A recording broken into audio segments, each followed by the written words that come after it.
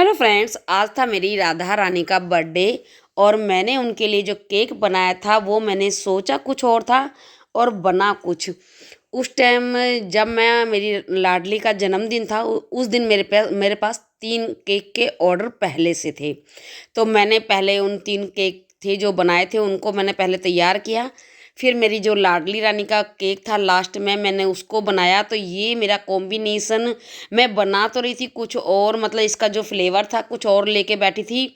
मैंने काफ़ी सारी शीशियाँ, मतलब जो मेरे पास क्रश हैं 2-3 तरह के, मैंने वो रख लिए थे। पता नहीं क्या हुआ, क्या पता लाडली रानी को इसी तरह का ही फ्लेवर पसंद था, तो मैंने इसमें जो फ्लेवर डाला है ये डाला था मैंने पाइनएप्पल और ऑरेंज। तो इन दोनों का जो कॉम्बिनेशन का जो मेरा केक था ये मैंने कभी बनाया भी नहीं था, पहले सोचा भी नहीं था। बस मैंने यहाँ पर क्रश की शीशियाँ ला के रखी थी और लाडली जी और कान्हा जी को दोनों को सामने रख कर मैं ये केक बना रही थी कि मैं कहा जैसा आप चाहेंगी वैसा केक बनेगा, क्योंकि मैं उस दिन बहुत ज़्यादा थकी हुई थी और समझ में नहीं आ रहा था कि डिज़ाइन क्या बनाना। पर जो मैंने दिमाग में डिज़ाइन भरा था कि इस तरह का मैं अपनी लाडली के लिए केक बनाऊंगी, अच्छे से अच्छा खूबसूरत से खूबसूरत मैं केक बनाने वाली थी लाडली जी के लिए।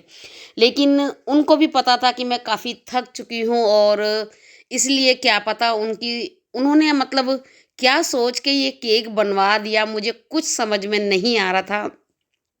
आप विश्वास नहीं करोगे, आप बोल रहे हैं कि पता नहीं क्या बोल रही है क्या नहीं। लेकिन मेरे अंदर उस टाइम कुछ नहीं था, मैं इतना थकी पीटी थी। लेकिन मेरे दिल में जो मतलब मैंने जो पिच अपने दिमाग में भरी हुई थी जिस केक की, वो केक मैं बनाने की कोशिश कर रही थी। यहाँ तक तो मेरा बिल्कुल केक सिंपल था। अब मैं इसमें जो डिज़ाइन देने वाली थी वो, तो यहाँ पर ये देखिए डिज़ाइन बना रही थी कुछ और बनाने लगी कुछ और। तो यहाँ पर जो मैं डिज़ाइन का केक जो मैंने बनाने के लिए सोची थी वो काफ़ी सुंदर था, लेकिन बनाया इस तरह का गया केक जो कि शायद लाडली रानी को इसी तरह का पसंद हो, या फिर उन्होंने देख लिया कि मैं थक गई हूँ और अब आगे हिम्मत नहीं हो रही है, तो उन्होंने ही सिंपल से सिंपल केक का मुझसे डिज़ाइन बनवाया। और ये केक इतना सुंदर बना था, देखने में इतना सुंदर लग रहा था।